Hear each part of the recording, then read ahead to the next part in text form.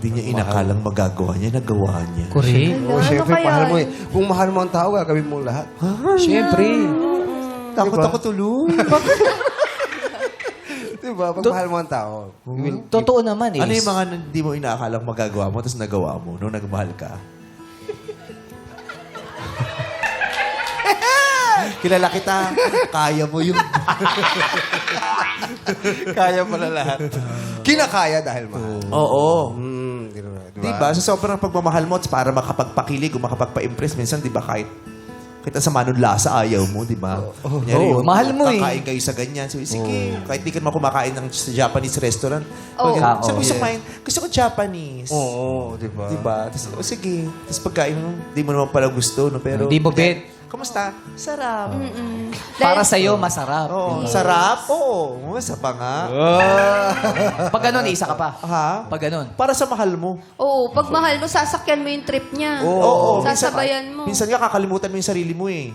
Diba? Basta maligaya lang siya. Yung mga hilaw na Yung maro. isda. Oo, diba? Yung mga Sashimi. sashimi, diba? Oo. Minsan, hindi mo naman Yung gusto iba hindi talaga kaya, yung kaya. gagawin. Oo, hilaw na na salmon, tuna. Oo. Tapos sasaw mo pa doon sa berde. Oo. Nakala mo pang wasabi. kulay ng ano.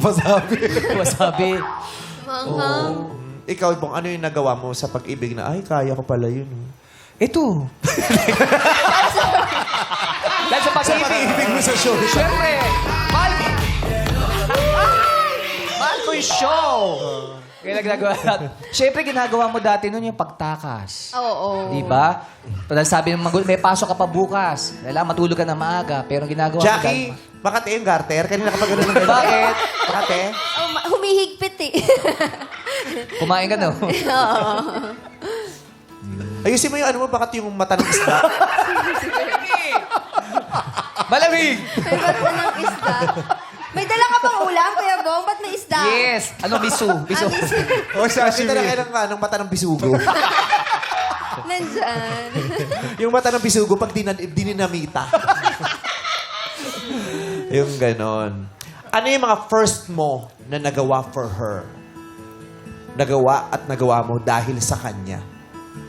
Well, ayun, talaga.